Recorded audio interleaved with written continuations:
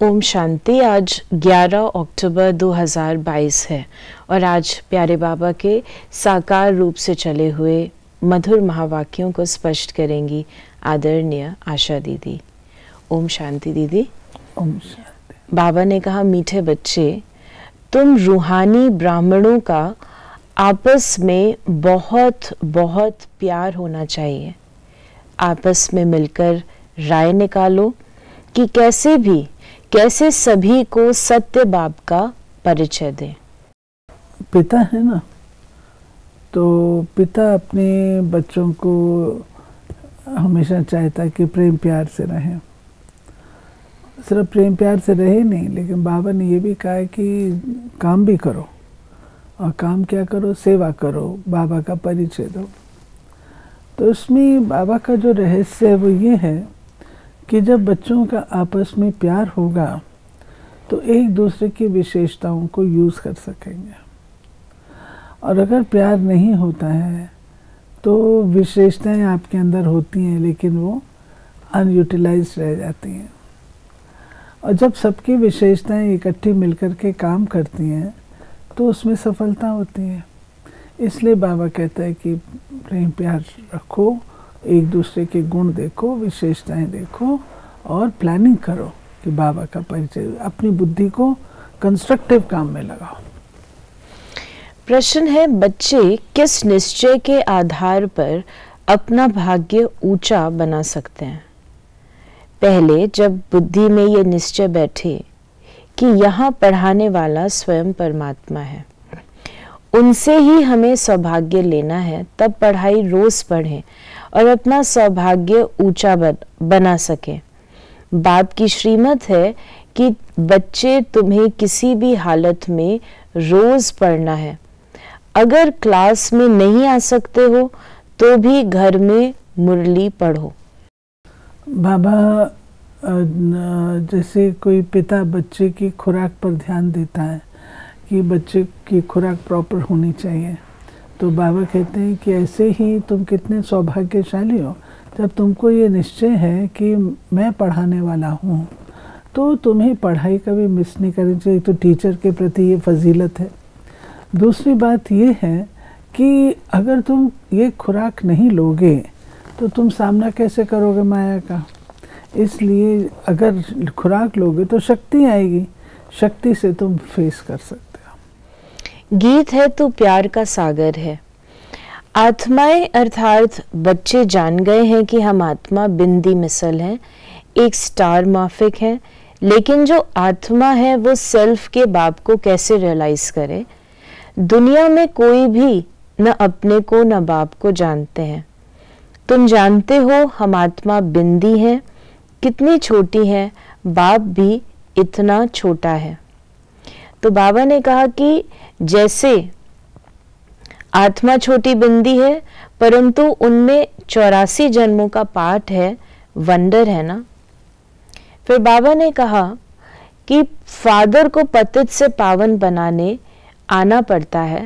पावन बनने का उपाय वही बताते हैं क्योंकि आत्मा पर पापों का बोझा चढ़ा हुआ है। हम सिर्फ लिख दें कि बी होली, परंतु ऐसे स्लोगन लगाने से कोई फायदा नहीं क्योंकि बाहर वाले तो समझ न सकें। क्योंकि कलयुग की दुनिया और इस समय हम 84 जन्म लेने के बाद हम लोग सब पतित बन गए हैं। अब पतित बन गए हैं, पाप कर्म हमारे खाते में ज़्यादा हैं, तो अगर ये स्लोगन लिख देंगे बी होली, तो इससे तो वो समझेंगे नहीं बी होली कैसे बने। और किसी को बुद्धि में आएगा ही नहीं कि हम होली बन सकते हैं, क्योंकि होली वगैरह की बात तो उन्होंने साधु संत महात्माओं के साथ लगाई हुई है, धर्म पिताओं के साथ लगाई हुई है। हम होली बन सकते हैं तो उनकी बुद्धि में आ ही नहीं सकता। इसलिए बाबा कहते हैं इससे स्लोगन लिखने से उनको समझ में नहीं आएगा। इसका अर्थ है पवित्र बनो, बाबा को याद करो। जब तक इसको समझाया नहीं जाए तब तक कुछ समझ ना सके। योग में रहने से पवित्र बन सकते हैं। कहते हैं हिज होलीनेस, ये पवित्रता का टाइटल है। फिर बाबा ने कहा कि तुमको तो कहा जाता है, बाबा ने हठ योगियों से हमारा कंपैरिजन किया कि तुमको तो कहा जाता है पवित्र रहो और शिव बाबा को याद करो। सन्यासी अपने को कर्म सन्यासी कहलाते हैं, परंतु कर्म का सन्यास होता नहीं। कर्म सन्यास तब हो जब देह ना हो। देह बिगर तो घर में परम धाम में रहते हैं, यहाँ कर्म का सन्यास कैसे हो सकता है? ये कहना भी झूठ है। आत्मा जब तक देह के अंदर है तो कर्म तो करेगी ना। कर्म करने की प्रवृत्ति उसकी नेचुरल प्रवृत्ति है, वो कर्म किए बिना रह नहीं सकती है। यहाँ तक कि आँख का झपकना ये भी हम कर्म में मानते हैं। तो बाबा कहते हैं कि कर्म संन्यास तो होता ही नहीं है। जब तक आत्मा शरीर में तो कर्म संन्यास नहीं हो सकता है, कर्म योग हो सकता है, संन्यास नहीं। बाप रजिस्टर भी देखते हैं, कोई मास में 8-10 दिन भी आते हैं, कोई नहीं भी आते हैं, तो वो नहीं लिखते। अगर कोई नहीं आता है तो वो मुरली पढ़ता है व नहीं, किसी भी हालत में रोज पढ़ना पड़े। जैसे जब साहब सुखमनी छोटे छोटे बनाते हैं, समझते हैं कैसे भी पढ़ सकें। तुम समझते हो उस पढ़ने से क्या प्राप्ति होगी? कुछ नहीं, करके थोड़े समय के लिए बुद्धि ठीक होगी, परंतु बाप से कोई मिल ना सके और फिर विकारों में फंस जाते हैं, तो फिर उनसे कोई प्राप्ति नहीं। तो बाबा ने कहा, कहते हैं विनाश काले विपरीत बुद्धि, बरोबर अब विनाश का समय है और कोई भी परमात्मा को नहीं जानते हैं। कहते भी हैं हम रचता और रचना के आदि मध्य अंत को नहीं जानते हैं, परंतु ड्रामा के आदि मध्य अंत को जानना चाहिए ना। फिर बाबा ने कहा तीनों काल तीनों लोकों को समझना है।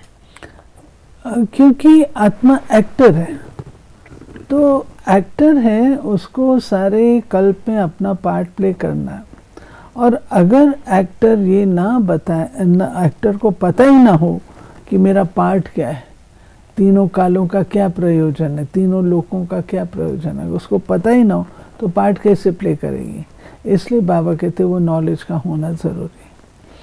परमात्मा ब्रह्मा द्वारा रचते हैं, कन्वर्ट करते हैं, अडॉप्ट करते हैं वर्षा देने, पावन बनाते हैं कैसे? याद से।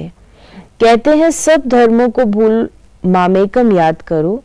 सभी बुलाते हैं मैं नॉलेजफुल ब्लिसफुल लिबरेटर गाइड हूँ, तो सुख धाम में ले जाता हूँ।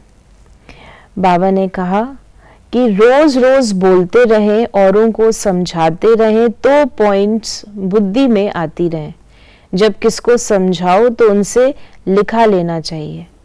तो मेहनत करनी चाहिए, परंतु मेहनत करे कौन? इसलिए बच्चों को खुद खड़ा होकर फिर औरों को भी खड़ा करना चाहिए और सर्विस के लिए प्लान बना देने चाहिए। नहीं, बाबा कहते हैं कि कोई भी बात है, कोई भी चीज़ सेवा है, तो मेहनत तो उसमें लगती है ना। तो हमको मेहनत अच्छी तरह करनी चाहिए और मेहनत करके प्लान बनाना चाहिए और उसमें पार्टिसिपेट भी करना चाहिए। तो यहाँ भी बच्चों को मिलना चाहिए, परंतु क्या करें, आपस में मिलते नहीं हैं। वास्तव में तुम ब्राह्मणों का आपस में बहुत प्यार होना चाहिए। कोई राय निकालनी चाहिए कैसे किसको समझाएं। फिर बाबा ने हम बच्चों को कहा कि तुम्हारी लड़ाई पुराने दुश्मन से है। कोई को मालूम नहीं कि रावण से भी कोई की युद्ध होती है। कहते हैं सच की नाव डोलेगी लेकिन डूबेगी नहीं, तो हिलती कितनी है। दूसरे सत्संगों में हिलने की बात नहीं, यहाँ तो माया से युद्ध है। जब तक बाप को नहीं समझा तब तक भल लिख कर दें, परंतु तोता कंठी वाला नहीं बना है। जंगली तोता आया और गया, अल्फ को समझना। ऐसे प्रजा तो ढेर है, बाकी राजाई के लिए कोई खड़ा नहीं होता। बत्ती पर फिदा हो जाए सो बड़ा मुश्किल होता है।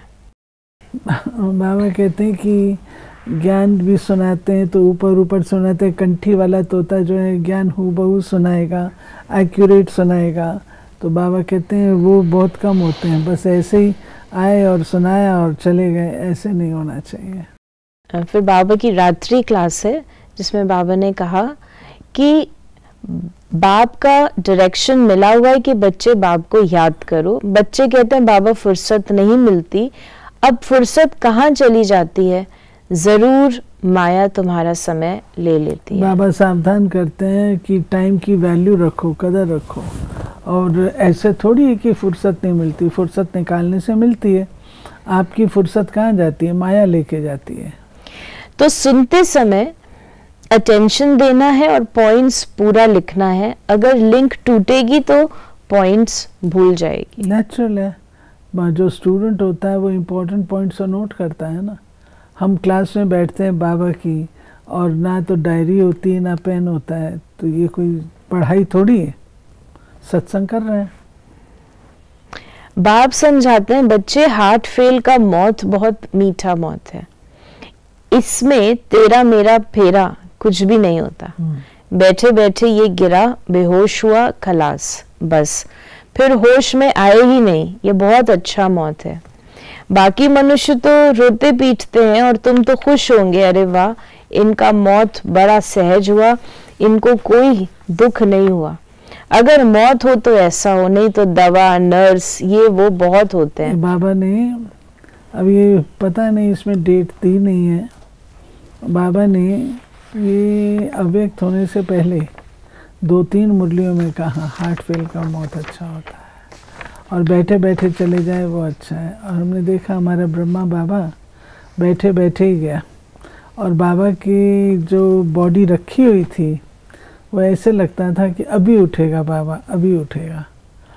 हम लोग स्वीकार करने को तैयार नहीं थे, चला जाएगा। लेकिन वो तो जब ऑलमाइटी ने ही कह दिया कि ऐसा नहीं होने वाला है, तब फिर स्वीकार किया। आत्मा हर्षित होके जाती है ना, तो आत्मा के अगर हर्षितपना होगा तो चेहरे पर से बाहर दिखाई पड़ेगा। आत्मा तो कोई खत्म नहीं होती, आत्मा शरीर छोड़ती है तो बड़ी खुशी से ये शरीर हंसते हुए छोड़ देगी। इसको कहा जाता है कर्मातीत अवस्था। हाँ जी। फिर बाबा ने हम बच्चों को आज वरदान दिया, स्वराज के साथ बेहद की वैराग वृत्ति को धारण करने वाले सच्चे सच्चे राज ऋषि भव। एक तरफ राज्य और दूसरे तरफ ऋषि, अर्थात बेहद के वैरागी।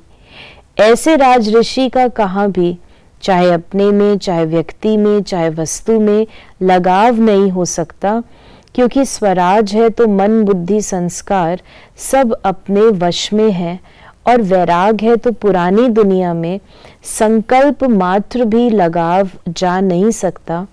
इसलिए स्वयं को राजऋषि समझना, अर्थात राजा के साथ साथ बेहद के वैरागी बनना। और स्लोगन है, समझदार वो है जो सब आधार टूटने के पहले एक बाप को अपना आधार बना ले। तो ये थे बाबा के आज के मधुर महावाक्यों का स्पष्टीकरण।